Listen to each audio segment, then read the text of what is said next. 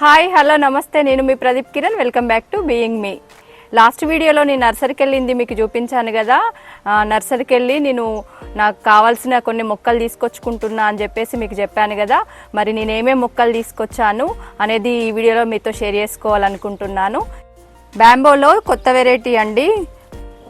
ఇలా ఒకటే వస్తుంది. ఇక్కడ చూడండి, ఇలా ఉన్నాయి. వీటి నుండి ఇలా స్టెమ్స్ బయటకు వస్తాయి.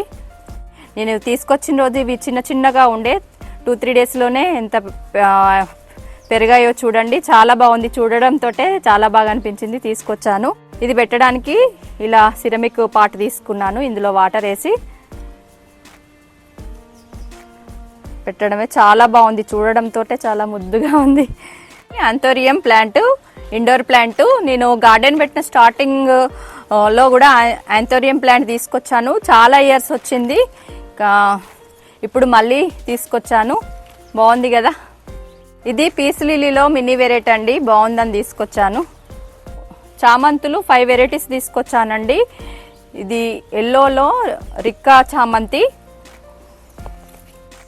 చామంతిలో ఇది ఒక వెరైటీ అండి. ఇలా చిన్నగా బంచెస్ లాగా పూస్తాయి అన్నారు, ఇయర్ మొత్తం పూస్తాయి అన్నారు. చిన్న చిన్నగా ఇలా ఉంటాయి ఫ్లవర్స్. ఇది రెగ్యులర్గా మన వైట్ చామంతియేనండి, వైట్ కలర్ చామంతి. ఇలా మనకు పెద్దగా వస్తాయి, రిక్క చామంతి లాగా కాకుండా ముద్దగా వస్తాయి వైట్ చామంతి.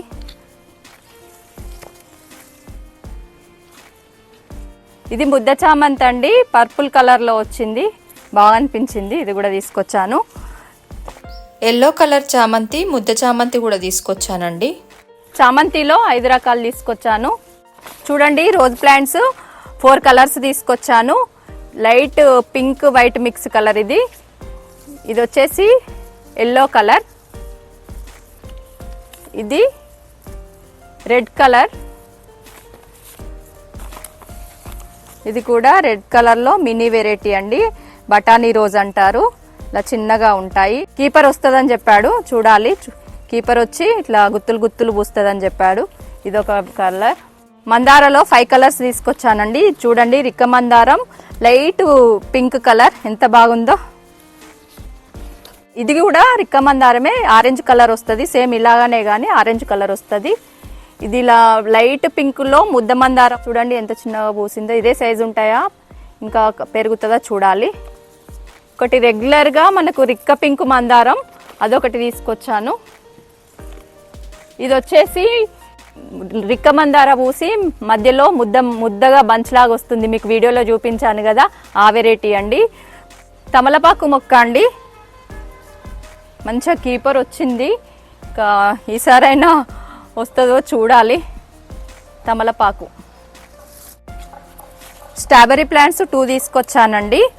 ఇంకా ఇప్పుడు స్ట్రాబెర్రీ సీజన్ కదా, స్ట్రాబెర్రీ ప్లాంట్స్ పెడదామని చెప్పేసి 2 తీసుకొచ్చాను.